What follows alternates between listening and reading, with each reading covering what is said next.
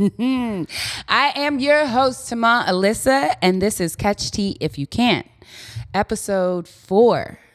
I can't believe it's episode 4 already. Damn, time flies. I'm here. I'm still standing. I haven't given up yet. I have not given up yet. But you guys, I am really excited about today's episode. I know I say this every episode because I'm always excited about my guests. But today is really special to me because it is my good friend and mentor, Ernest Skinner, known on Instagram as Ernest Skinner. He knows everyone. And when I tell you he knows everyone, I said what I meant. I mean what I said. He knows everyone. And I'm constantly watching and admiring his growth in quite a few industries. His extensive resume ranges from working in radio, brand marketing, to talent booking and producing, working with some of the biggest names in the entertainment industry. Talent such as Janet Jackson, Busta Rhymes, Alicia Keys, Mariah Carey, and Denzel Washington, just to name a few. And he's recently taken on an amazing project as talent producer on the holiday classic, The Hip Hop Nutcracker, which will be streaming on Disney Plus November 25th. And if you know anything about me, you need to know, if you don't, that I'm obsessed with Christmas. I start November 1st and end like the second or third week of January. That's how obsessed I am. Everything from Lifetime movies to Hallmark and anything in between that's about Christmas, that's all that's on my TV during this season. So I could brag all day about my friend, the moves he's made and how he's bet on himself, but instead I'll let him rightfully do it himself. Please welcome to the show, Ernest Skinner, or as I call him, that if you're in good with me, you got a nickname, right? So I call him Skinner E. Welcome to the show, Skinner E. Let's get into it. Yes. What's up, Samadi? Let's get into it. Well, first, I don't know if you've seen my show, and you better have seen it already, but we got to pour the tea. This is the pour the tea segment because you're about to give us all the tea. And then we got to cheers. Where's your cup? Cheers. Click, click. What are you drinking? I'm drinking tea. Okay, what kind? Reposado tea. Reposado tea. That's funny. That's a good one. Anyways, okay, so just so you guys know, like I said, Ernest, my mentor, he is the reason why I'm still here in LA. Many dinners with him where I cried and said, I can't do it. I'm giving up. I remember actually the time before I went back home to Orlando is a dinner I had with him, and I was like, I gave it. I can't do this anymore. And Ernest said, well, listen, I'm not going to tell you what to do, but all I can say is if it were me and I were about to leave, I would want to know I did everything that I could possibly do before giving up. And it was that conversation right there. That's the reason why I stayed in LA. And I was like, I'm not a quitter. And I haven't left every stone unturned. So that's why I'm here. So, Mr. Skinner, thank you so much. And I'd say just go ahead and give the listeners a bit of a timeline of your work experience and some projects that you've done or worked on, or how you got to where you are today. Well, I don't know that anybody knows where I am today, but my name's Ernest Skinner. I am a talent and event producer here in Los Angeles. What does that mean? I book celebrities for TV shows and events. I also work and produce some large-scale events. Some of them you may have heard of.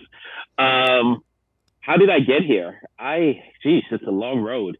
I started my career working in radio in DC, and then moved to LA and have not looked back since then. But the things that I've done, I've worked at MTV, I've worked at William Morris, I worked as a freelance producer on Star Search when it came back with Arsenio Hall. So I've been known to do a couple of things. I work as part of the president. Well, started as part of President Obama's LA advance team. And then now I currently work with the Biden White House. So those, that's just kind of the very short version of who I am. Very nice. What's some of the projects that you worked on? Because you said you may know a few, but you didn't name any.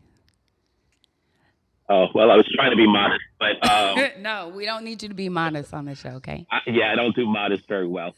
So I'll start recently and work backwards. We just got done producing the Maxim Halloween party in Miami with Snoop Dogg and Travis Scott. Like I said, I work as part of the advance team for the White House. So whenever the president, the first lady, Vice President Harris, or the husband are Say here your in Los name. Angeles. Say your name. I heard you fumble. Kamala? Yeah, there you go. No. Her name is, well, it's VP Harris. That's how you address her. But Kamala Harris. So when they come to LA, I'm one of the 6 people that set up their LA movements. I run the red carpet for the Grammys every year. I handle talent arrivals for Elton John's annual Oscar viewing party. LA Food and Wine Festival is one of the events I produce. So AIDS Healthcare Foundation is one of my clients. I do their World AIDS Day concert. So like I said, some small things. Yes. And you're the reason why I get to go to some of these events. So I appreciate you for that. I appreciate you. Anytime. So what's some advice that you would give to somebody who's looking to get into the industry that you're in? I know you started from college. You said you were on the radio first. So what does that journey look like? Yeah, that's a great question. And I think that it kind of depends on what exactly they're looking to do. Mm-hmm. Now, if somebody overarchingly is looking to get into entertainment, one thing that I would tell them that didn't apply to me because I just was a little bit ignorant. And ignorant meaning not really knowing, mm-hmm. is get in where you fit in. Mm. And what I mean by that is that when I first came to LA, there was an opportunity to work at William Morris in their mailroom and in their training program. But at that point, I'd already run a department. So I was like, nah, miss me with that. Mm-hmm. And then, but I tell people all the time now that, like, if you can get in the mailroom of an agency, if you can get in, as an assistant at a management company, if you can get in as a PA on set, mm-hmm. get in how you can fit in. And what will end up happening is you'll start to find, one, that you're in the circles, and then the calls just keep coming. They'll be like, mm-hmm. hey, can you work with us on this? And can you work with us on that? And by the way, this event is happening. One thing that I didn't do that I would tell anyone is just get in where you can fit in, and then just start to navigate from there. Mm-hmm. You brought up something that made me think where you're talking about, I think you said they offered you a mailroom job and you said, miss me with that. So, yeah. Okay. So what is your advice? What do you think the difference is between value and knowing your worth? You know what I mean? Like, when do you think it's okay? For you were like, miss me with that. And I feel like when I came out here, that was one of my struggles.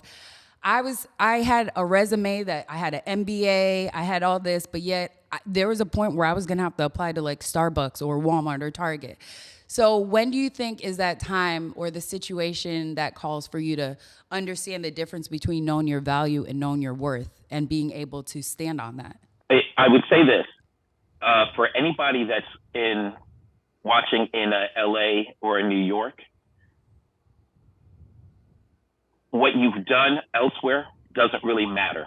So what you have to do, and this is probably true everywhere, but it's especially true in Los Angeles or New York, is you have to get them to know who you are, because all of that stuff, unless a company has come and gotten you and said, hey, we want you to come and work with us, what you've done before doesn't really matter.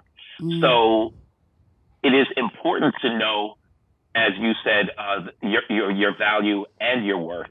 But in terms of getting plugged in, especially in the context of entertainment, or, I would actually argue for any field, but I'm speaking particularly coming from an entertainment background, it's you've got to get in the door, because you can sit here and be like, I'm worth so much more. I've got an MBA. I've got this. I've got that. I've run a department. But if you're, that's great. But if you're not in the room where it happens, if you're not in the room where the conversations are happening, if they don't know you, it's a waste. Like you're going to sit there and be worth a whole bunch in your living room.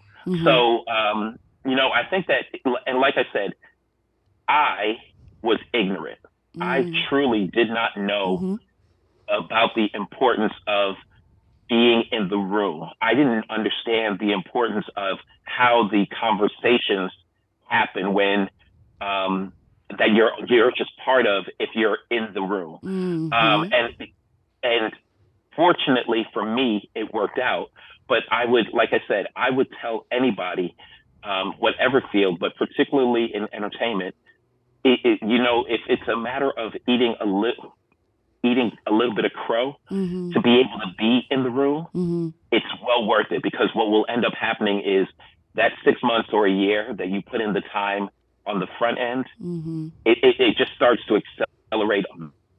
What will end up happening is after a year, you'll go from being an assistant to being a junior manager, and then it'll grow from there. So it is good. It is important that you know what you bring to the table. But if you're not able to sit at the table and be at the table, it's a wasted opportunity. And for a lot of you who may not know my story or what have you, Ernest is, I know I've already said it, my mentor, but he's become like my lawyer, my contract reviewer, I literally, everything I get, I call up Ernest. I'm like, Skinner E, I need your help. I'm going to send you this contract. The last 3 jobs that I've had helped me negotiate, right? We've practiced together. He's told me what to say. He's told me when you throw out that number, zip it. Tamar, I know you. Don't talk. Zip it. That needs to be the last thing you say. I know you. So with that being said, can you kind of speak into that? Because I know some of my listeners, they may be independent contractors, or, even if they are in the corporate world, especially for a lot of women. I had this conversation with my sister when she was about to take a new job up, and she's in the negotiation process. I was giving her, going over all the tactics and stuff that you went over with me. What advice do you have in terms of, we just talked about knowing your value, knowing your worth, but when it comes time to pricing and, being confident when you haven't necessarily had the experience, but you know that you need to, there's a certain livelihood and rate that you need out here in LA. So what advice do you have in regards to that? Yeah, there are a couple there. You brought up 2 things that I want to address. I'll start with the second part first. And you may not be able to get to kind of piggyback off of your worth versus value proposition. You may not be able to get what you feel you are worth. Right. Especially if you are changing careers, especially once again in entertainment. Entertainment tends to pay a little bit on the low side, but you may not be able to get what you feel you are worth as you're walking into a new situation. With that being said, though, you do need to be able to articulate the value that you bring. You do need to be able to articulate, hey, I do this, I've got an MBA, and while I may not have been in the insurance field, I may not have been in entertainment, I may not have been in production, these are the skills that I bring to the table that are something that fits in every category. So you do need to be able to articulate the value that you bring with an understanding, though, that you may not get what you feel you are worth. The second thing that you brought up in terms of negotiating and as you're having these conversations, and you kind of glossed over it, but when you and I have spoken, I've been very clear that kind of one of the things that you have to do is you have to say whatever your number is, whatever you feel your number is, put it out there in the universe, and then just shut up. Um, it's one of those things that, literally, you need to have the mind frame that once you put your number out there, don't negotiate against yourself. Mm-mm. Don't sit there and say, yeah, this is my number, but I could do it for less. If whatever your number is, Mm-hmm. stand strong in that Mm-hmm. and put it out there, and then just shut up. Mm-hmm. And literally, in this part of the game, whoever speaks first loses. Loses. So what you want to do is you want to say, hey, I feel that I am worth $100,000 a year. I feel like I'm worth $50,000 a year. Whatever that number is for you, put it out there, say it with authority, and then just shut up. And what you need to do is, in that part of the game, all you should be doing is counting in your head. 1, 2, 3. Oh, I wonder if I picked up my laundry. Mm-hmm. But whoever speaks first after that number is put out there loses. Mm-hmm. And it's one of those things that, but the key thing is that you have to say it. You have to be able to articulate the value, and you have to be able to understand that you may not get what you are worth. But once you put your number out there, just be quiet. Mm-hmm. And it may feel like a really Awkward. long time. it may feel like, oh, holy cow, God, he or she hasn't said anything. Yeah. Whoever speaks first loses. Yeah. So that's, as a tactic, but the overarching structure is making sure that you're able to articulate, hey, this is what I do. This is what I bring to the table. This is the value you have in terms of having one of me versus having two of these other people. Here's how we work and how we negotiate it. So, so that's the key thing. But you do have to understand that to tie in with your conversation, there is a difference between value and worth. And you may not get what you're worth, but you have to at least put it out there and then let the chips fall where it may. And truthfully, if somebody is interested in you, they are not going to be offended by the fact that you said that this is my number. Right. They may say, yeah, I can't do that. The closest we can come is insert number here. And then you have to start to say, yeah, I don't know if that's something that works for me. Because once again, I've done sales for years. I've done XYZ, XYZ, XYZ. But the key thing is that if they're not going to be offended by the fact that you put a number out there. They may not be able to meet it, but they're definitely not going to be like, oh, can't believe she's asking for more money, and walk away from it. Yep. So kind of switching gears, I know a lot of the times working independently, it can be rough locking in the next project. How did you pivot to the next gig, so to speak? And or do you have a big client that keeps you working all year round? No, look, here's the reality of it. As an independent contractor, you eat what you kill, right? So it's one of those things that you have to kind of be a little bit more alert with and smarter with your money. You have to kind of budget, because in my field, I may get on a project that is a $100,000 project, and it would run for 3 months, 6 months, whatever that number is. And then I may be off work for 2 or 3 months and have to make sure that I don't go, oh, I got all this money. Yeah. And spend it.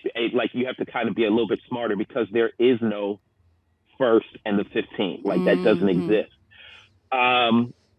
But the key thing is that, once again, as a function of you being in the room, other opportunities start to present themselves. Other things start to, like, I don't know if any of your listeners and or viewers know your story, but in terms of transitioning into the company and what you're doing now,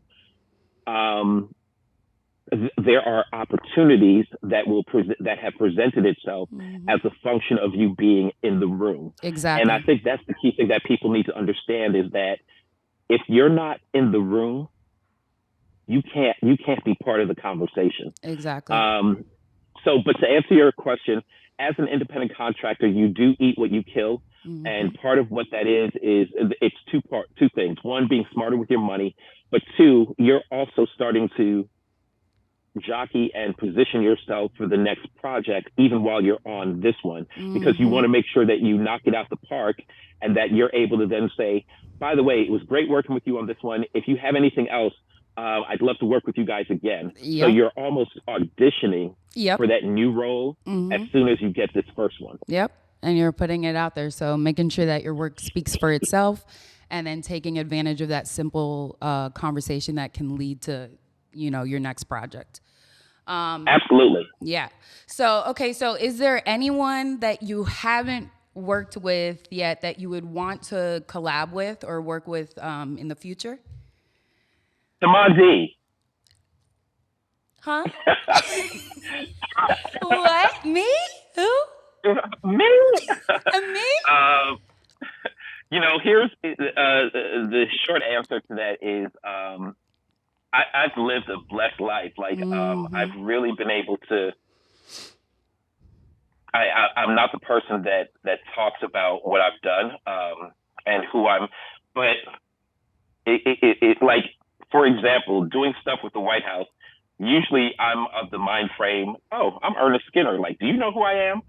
When I'm on the White House calls, I'm like, hey guys, I'm just Ernest Skinner. Am I supposed to be on this call? Humble Uh, yourself. Humble humble yourself. yourself. But in all honesty, I've really been able to meet and work with kind of a lot of top tier people. Hence, they're like the name of my company, Ernest Skinner. He knows everyone. That's my Instagram.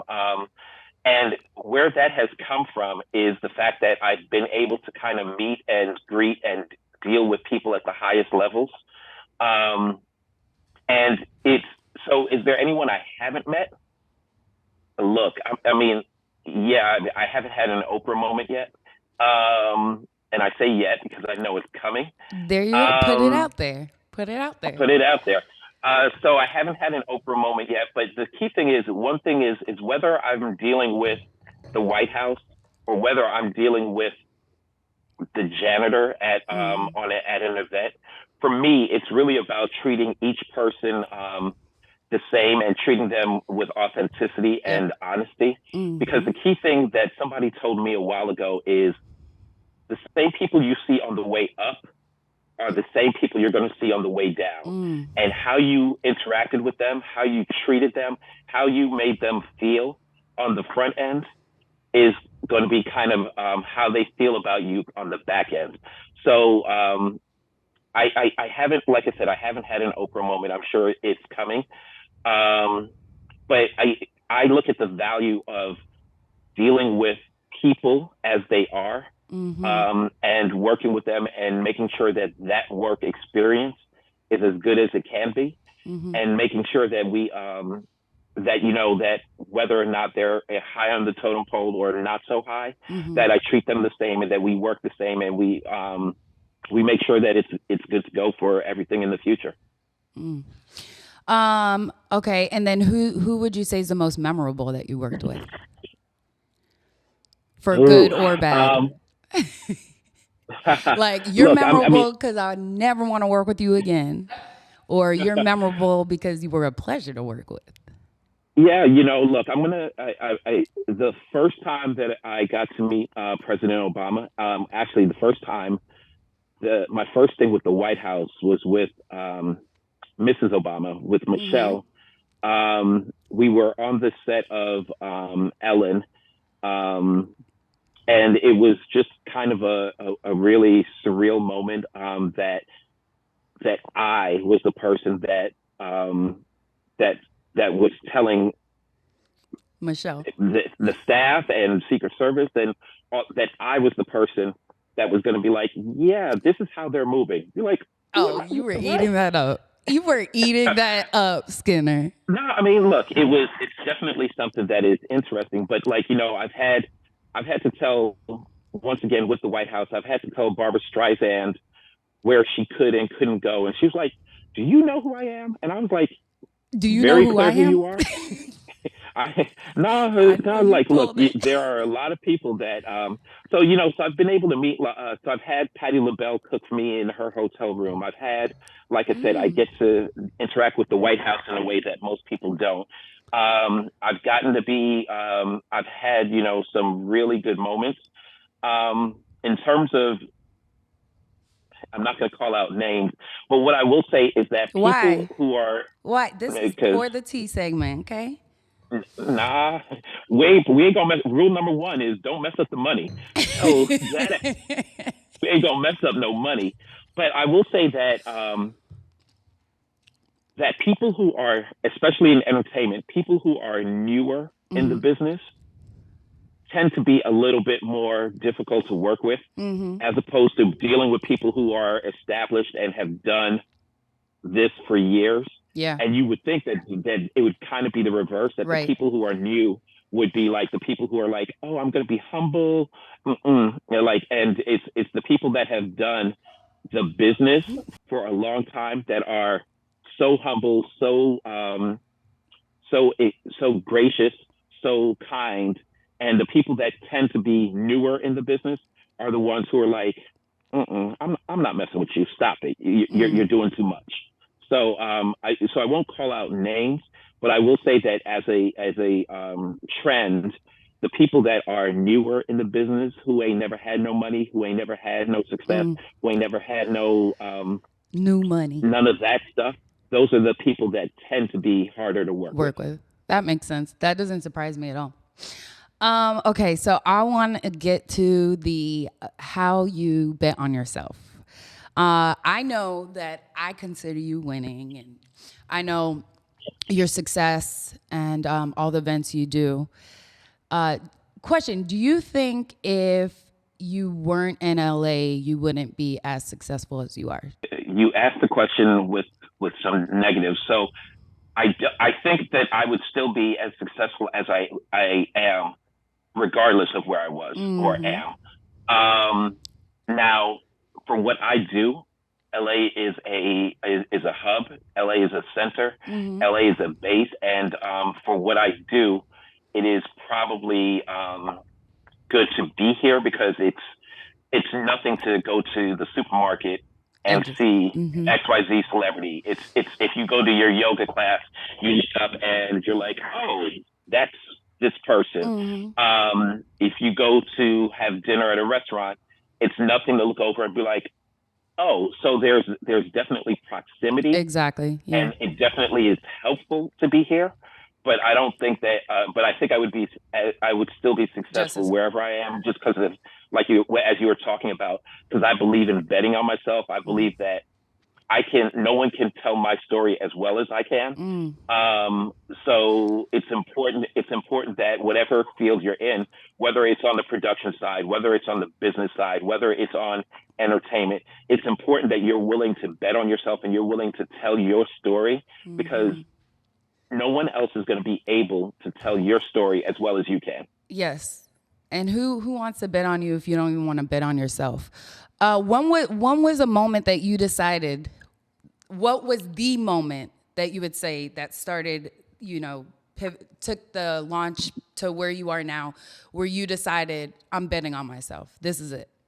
The main answer to that is when I started my career in radio, because I started my career as a volunteer at the radio station working in the marketing and promotions department. Mm-hmm. And I remember that I was listening. I'm going to say something that people may be like, what's that? But I was listening to my Walkman and be like, wait, what? What's a Walkman? If you've ever wanted to get in entertainment, we're doing interviews and auditions, and this is something that you should consider. Mm-hmm. And my mom is from Jamaica. My dad is from Trinidad. So Mm-hmm. working in entertainment was not something that was real to them. And I think that Mm-hmm. for a lot of children of immigrants, they can understand that, whether it's West Indian parents, whether it's Asian parents, whether it's like Be a doctor, be a lawyer, their definition of success is, hey, get a good government job, and come work at the radio station. I mean, don't work at the get radio them station. benefits. Be a doctor, a lawyer, get a good government job, all of these things, work in a supermarket, whatever. Mm-hmm. And so for me, I was like, why not? Let me go for this audition and interview. And after being a volunteer for 6 months, I was working part time at the station, and then 6 months after that, I was running the department and was working there full time. That was really the moment. So the real moment was when I decided that I would take to use your language, bet on myself and say, why not go there? Like, because there was nothing in my world that was telling me that that was an option. There was nothing in my world that was saying, hey, if you want this, you should go after this.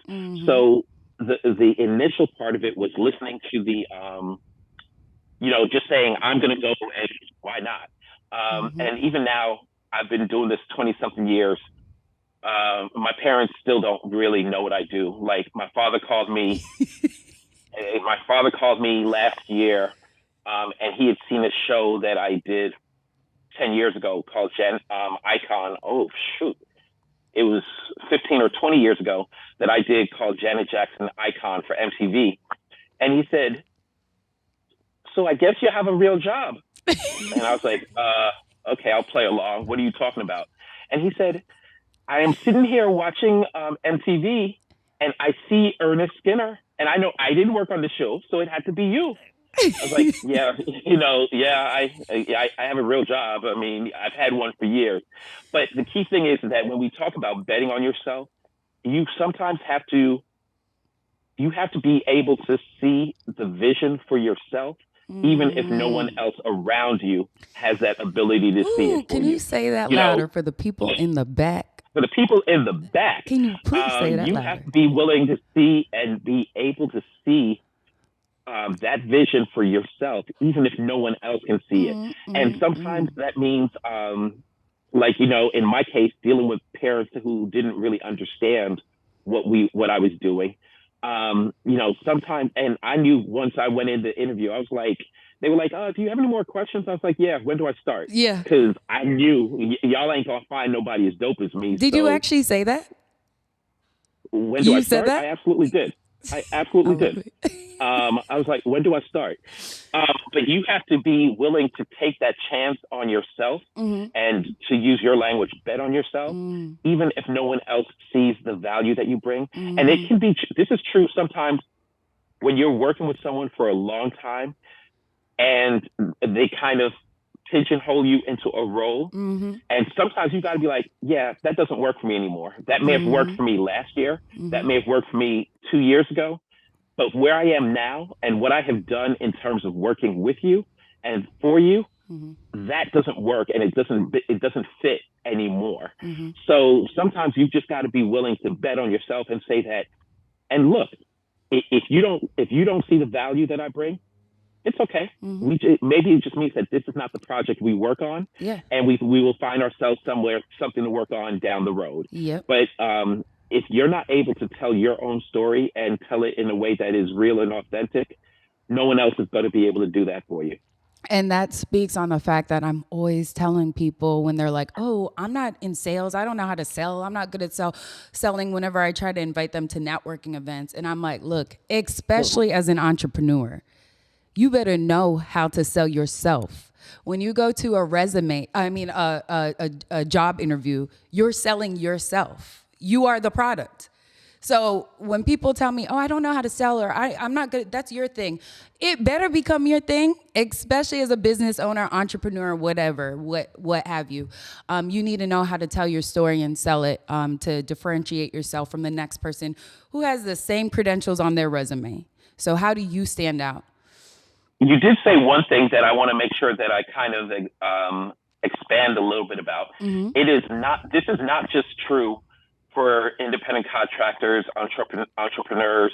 This is true for people who have 9-to-5 jobs. Exactly. Because what you need to be able to do is to be able to tell your boss, hey, I think I need a raise because I have done this, and this. So in essence, it's you selling your boss on what you bring. Once again, what we talked about earlier, value and worth. Exactly. And saying, hey, this is what. So it's not just something for those of us that are independent contractors. And at any point, you have to be willing to bet on yourself, and you have to be willing to tell your story in a way and do exactly what you're saying. You have to sell yourself so that people can understand what it is you bring to the table. Exactly. Okay, so we're gonna finish it off with, again, I said, I know I speak highly of you. I know I believe you're winning. Everybody tells you you're winning. Do you believe you're winning? I was winning until my alarm on my car just started going off, and that means somebody just stole it, so I ain't winning no more. No, Especially in LA, okay? Don't be putting that out there because that's very real. It's one of those things that that's a great question, and the truth of it is that sorry about that. The truth about it is that there are times, in all honesty, where I'm like, oh, maybe I'm not winning because I'm not making as much money as this person over here. Maybe I'm not winning because I haven't bought a house yet. Maybe I'm not winning because and so there are some times where those kind of conversations happen. But then I have to tell myself, you know what? There is no one else that has my life and is able to tell my story. There's no one else who's able to say that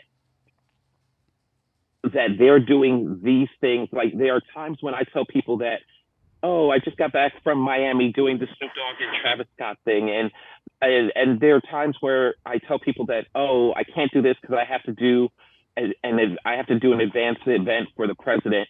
And people are like, you over there name dropping. You like, nah, like if it's my story, it's real. Like, it's just because you can't envision that for yourself because the people that you're dealing with are Bob in accounting and Lisa in finance.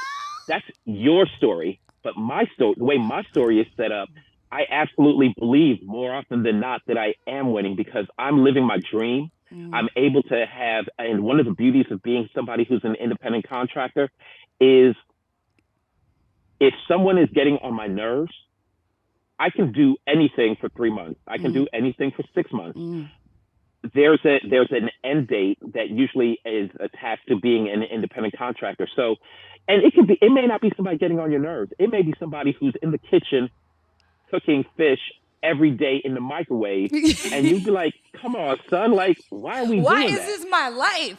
Why is this my life? Why am I stuck in this cubicle next to Fishy McFishin? Like, why? Why?" And the beauty of working for myself is that I don't have to deal with all of those things that everybody else does. So I tell myself every day that I'm winning because even when I have those moments of doubt, there's no one else that is living the story that I'm living. No one else gets to get up in the morning and say, yeah, you know what? I get to create as a friend of mine or a coworker of mine used to say, I get paid to put together, to create things that other people pay to go to. Like, like, so even when I have those moments of self-doubt, it's usually a very short window because truthfully, perspective comes back in. That this is my life. Come on, son. Like, the fact that, like, it's just even random things. Like, I travel a lot for work, and for me to know airport codes, or for me to know that, a TSA pre-check is at this airport, and for me to know that these hotels in these cities are good ones, and these, like, there are people who are stuck literally in the same day, in the same office, doing the same thing every day, and that's not my life. So I am absolutely winning. And when those moments of self-doubt come in, even though I haven't bought a house, and even though I make good money, am I balling out of control? No, but even when I have those moments, I'm like, nah, I'm winning. Like, every day I wake up and I get to do this for a living. Exactly. Thank you so much for answering that question so honestly. That's exactly what this podcast is about for me. And I don't know if I've done a good job to the listeners in tying it up in a bow just as you did, but that's exactly what this podcast represents to me, and just kind of redefining your own definition of success. And again, I can't thank you enough. Your friendship, your mentorship means so much to me. And I know I text you that all the time, but to actually sit here and say it in front of everybody, thank you so much for everything you've done for me, Ernest. I really appreciate you. I love you. Oh, for sure. And keep them tickets coming. Keep them invites coming. It's coming. So here's one. I will receive that and say thank you, but I will say that kind of when we talk about betting on yourself, once again, I don't know if your podcast listeners know your story, both in terms of where you are and how you have gotten here. But the fact that you are doing this podcast is a testament that you're betting on yourself, because, you were talking about in one of your past episodes about always waiting for things to be perfect, always waiting for the right time, but the fact that you have now are betting on yourself and saying, hey, I want to make sure that this podcast is something that I'm putting in the work into, that I'm putting the time into, that I'm putting the energy into. And even if it's not perfect, and you may look back at this a year from now and be like, oh What? God, Yeah. I can see how much better it's gotten. Or you may not, but the thing is that it's one of those things that you're doing it and you're betting on yourself and you're saying, hey, what I'm not going to do is have a case of the uhs, woulda, coulda, shoulda. You're so dramatical, and you're actually doing it. So it's really about making sure that you're living your best life. I ain't going back and forth with you, Negroes. Anyway, but it is important that we all do this, that we all say, you know what? Yeah. I can't win the game if I'm not in the game. And the fact that you're doing your podcast, Catch T If You Can, and we all know that that's definitely rough, because you hey, where are you at? Oh, I'm going to this, and I'm going to this, and I'm in Vegas, and you are definitely out here living a rock star lifestyle. But the fact that you are doing this, so I'll receive what you said, but I will put it back on you and say, congrats to you to being able to follow your dream and follow that voice that was inside your head that was saying that this is something I want to do. So congratulations to you. Thank you so much. Thank you. You're welcome. I'm definitely going to have to have you on another episode, because there's so much that I wanted to go into, but I'm trying to get these episodes to be, under 30 minutes, or at least 30 minutes or less. So, but yeah, so we're going to have you back again, and hopefully you can talk to us about the hip hop Nutcracker. So thank you so much, Ernest. I love you so much. And next time. Mwah. Peace out. A-Town down. Yeah. Bye. Bye. All right, that's a wrap. Episode 4. I hope you guys enjoyed it. Please make sure to like, subscribe. Please stop making me beg. Please, just like and subscribe. As far as Ernest goes, you know how to find him on Instagram. It's at Ernest Skinner with 2 N's. He knows everyone. If you're either in the entertainment industry or in corporate and you're looking to negotiate, reach out to him. He knows what he's doing. He knows what he's talking about. And he would love to have you reach out. Believe me. As far as I go, send me messages, leave comments, tell me what you liked about the show, what you didn't like about the show. I'm trying to get these under 30 minutes, y'all. I'm trying, okay? Hang in there with me. But until next time, we'll catch you next Thursday. Actually, Thursday after next for Pour the Tea on Catch Tea If You Can. Deuces.